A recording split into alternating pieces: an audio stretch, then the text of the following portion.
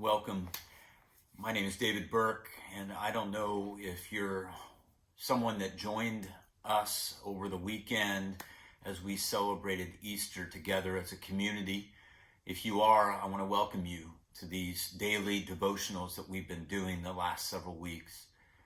Or maybe you're a part of our community and have been for a long time. Regardless, I'm glad you're here.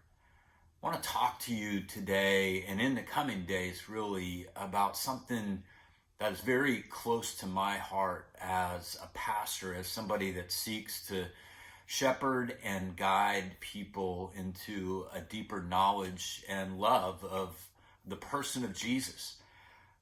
And we're going to talk about what our goal is as a church, our mission really, because that mission's been given to us by Jesus himself. We're going to talk about what does it mean to be a disciple, a student of his, a learner, an apprentice. All of those words are somewhat interchangeable, but we need to understand that I believe that that was the goal that Jesus had for his own ministry on earth, as he gathered a group of disciples, the 12 closest companions to him, but also he had people beyond that followed him and learned from him and did things in his name.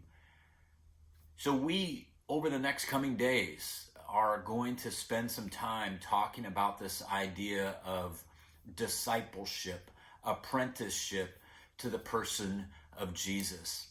And I think it's appropriate right after Easter, because one of the things that we read in the Gospel of Matthew, for instance, is that after Jesus rose from the grave, he went to his disciples and he gave them a task, a commission.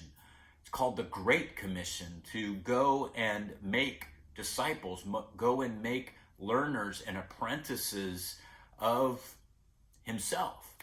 He gave the church, he gave his people the task of teaching others about him.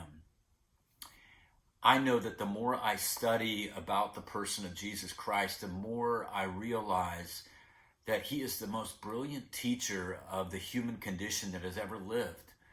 And not only that, we believe that as he lived and died on our behalf and rose again from the grave, that he himself is God.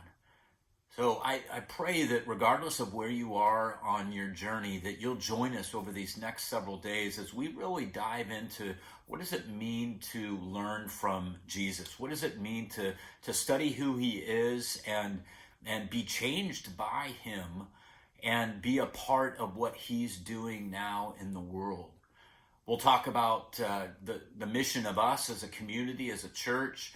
We'll talk about some practical ways that we think that change happens, how change has happened in me and how change happens just generally for all of us. So I pray that you'll join us over these next several days.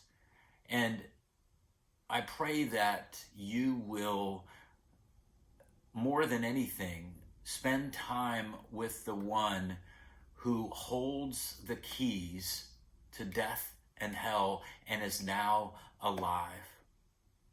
Yesterday in our Easter sermon, we talked about that verse from the book of Revelation that Jesus says he's the beginning, he's the end, he's the living one.